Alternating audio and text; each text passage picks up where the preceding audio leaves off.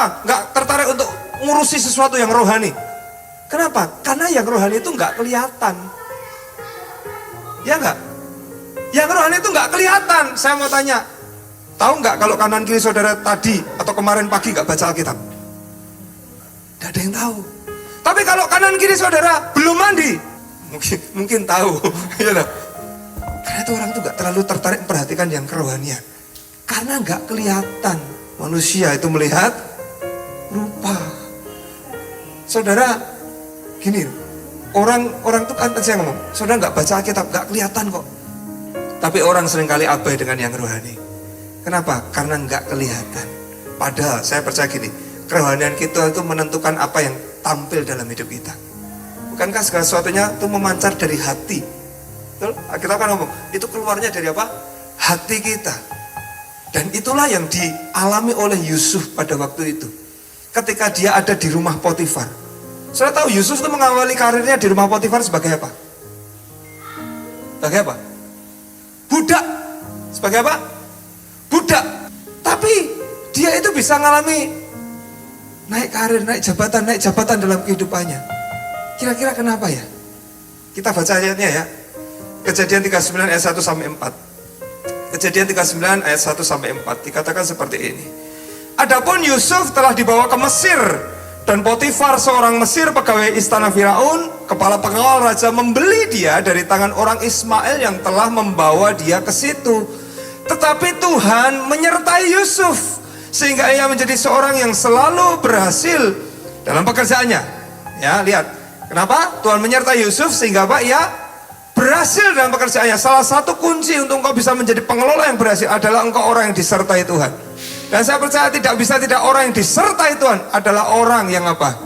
Yang membangun kerohaniannya dengan baik. Maka tinggallah ia di rumah tuannya orang Mesir itu. Artinya sebelumnya dia nggak tinggal serumah. Perhatikan. Setelah dilihat oleh tuannya bahwa Yusuf disertai Tuhan. Pertanyaan saya, kok bisa tahu Potifar kalau Yusuf disertai Tuhan? Kok bisa tahu? Yusuf kan, Potifar kan orang Mesir, bukan orang yang kenal Tuhan kan? Betul? Kok bisa tahu kalau Yusuf itu disertai Tuhan? Kok Potifar bisa tahu kalau Yusuf disertai Tuhan? Apa saja yang diperbuatnya berhasil. Mungkin waktu itu Yusuf ketika dia awal-awal dia jadi budak, dia disuruh masak sama Potifar. Masakannya enak loh. Totalitas, dia belum pernah makan masakan seenak itu. Disuruh apa lagi? Bersihkan ini. Wah, dia lakukan dengan baik, dengan sungguh-sungguh. Disuruh ngelola ini, dia lakukan dengan baik, dengan sungguh-sungguh. Disitulah tuannya itu melihat bahwa dia itu kalau dikasih kepercayaan untuk mengelola sesuatu, itu selalu baik, selalu berhasil. Sampai satu titik Potifar ngambil kesimpulan, ini orang yang disertai Tuhan. Saya beritahu saudara buat tempat ini, kalau saudara kerja, bosmu itu bahkan nggak tahu, kalau boleh saya katakan bukan hanya nggak tahu, mereka nggak peduli loh, engkau baca firman atau nggak baca firman tadi pagi. Ada di sini yang ketika saudara kerja mungkin hari Senin ditanya, kamu kemarin minggu gereja nggak? Kalau kemarin minggu nggak gereja SP1, ada yang seperti itu. Mereka nggak peduli saudara pelayanan atau tidak. Mereka nggak peduli engkau hari ini berdoa atau tidak. Tapi mereka peduli dengan kinerja saudara di kantor tersebut. Dan tidak bisa tidak, orang yang kerohaniannya itu jaga dengan baik, itu akan memancar keluar. Caranya dia bekerja, caranya dia bertindak, caranya dia berkata-kata, itu pasti akan dipengaruhi dengan kerohaniannya.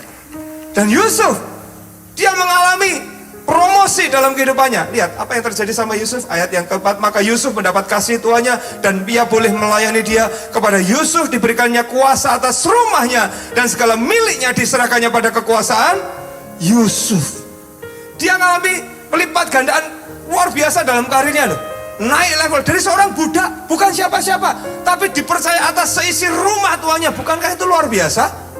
Itu luar biasa sekali. Dan tidak bisa dipungkiri. Kenapa? Karena Potifar melihat kinerja Yusuf. Potifar, dia nggak ngerti kalau Yusuf sertai Tuhan itu kayak apa. Dia nggak ngerti kerohanian Yusuf. Dia nggak ngerti apakah Yusuf hari itu berdoa atau tidak. Tapi yang Potifar lihat adalah setiap kali Yusuf dipercayakan sesuatu, itu selalu berhasil. Itu selalu jadi. Saya berdoa Tuhan bisa pakai Potifar dalam hidup saudara dan saya untuk mengangkat kita, untuk mempromosikan kita, asal kita membangun kerohanian kita dengan tepat. Kasih tepuk tangan buat Allah kita. Amin.